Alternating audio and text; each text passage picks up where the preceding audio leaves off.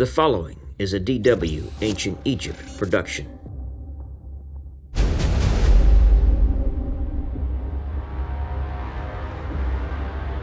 As we noted in the last section during the 22nd Dynasty, in 837 BC, Osorkon II was succeeded by Sheshonq III.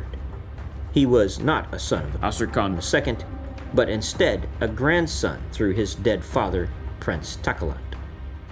As he was only a grandson, his cousin Takelot II contested his succession, and Egypt became divided, with Takelot II ruling from Thebes as the new 23rd dynasty, and Sheshonq continuing his rule of the 22nd dynasty from Tanis. Takelot II maintained stability in the south, where his half-brother Nimlot was still in power at Thebes as high priest. All was well until Nimlot died 11 years later. Rebellions arose and had to be put down. The ringleaders in Thebes were caught and executed, their bodies burnt to ensure that there would be no hope for an afterlife. For the next 4 years, peace reigned, but in year 15 of Takelot II's reign, civil war once again struck the country, which would last for almost a decade.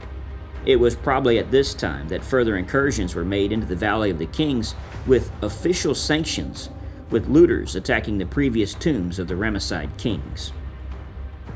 When Takelot II died, he was buried at Tanis, where he would be found by Pierre Montet in a revised coffin in the antechamber of the tomb of Osorkon II. Puttabustis I proclaimed himself king and continued the 23rd dynasty. The rulers and timelines of this dynasty become all but clear. The relationships between the rulers of both these dynasties are even more vague. This 23rd dynasty consisted of a number of Meshwesh kings who ruled either as pharaohs or as independent kings of parts of Upper Egypt from 837 BC to 735 BC. Sheshonq VI succeeded Puttabustis I, but not for long, as the high priest Osorkon defeated him in battle and took the throne as Osorkon III. He installed his eldest son Takelot as both ruler of Heracleopolis and chief priest of Amun, diminishing the 22nd dynasty's influence in Thebes. After Osorkon III died, Takelot became the sole ruler, giving up his role as chief priest when he became Pharaoh Takelot III. His sister, Sheshonq I, took over as chief priestess and divine adoratress of Amun, effectively governing Thebes alongside her brother. Takelot III relinquished control over Heracleopolis to Peft-Juawi-Bastet, who married a daughter of Rudimon, Takelot's brother. After Takelot III's death, Rudimon briefly succeeded him, but was soon replaced by Iput II, also known as Ini.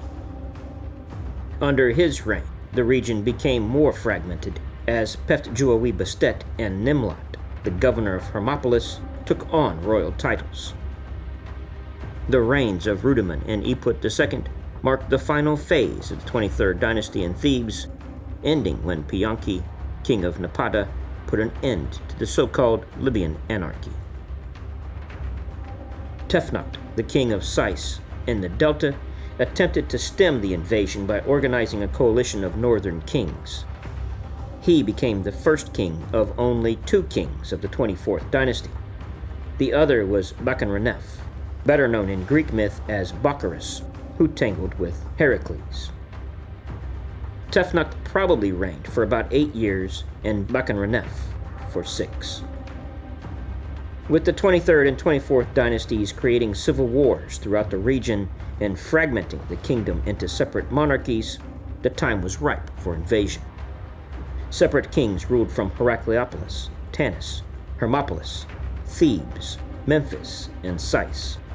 The division made a unified defense of the country difficult, and the Nubians and Kush prepared to take over from the south.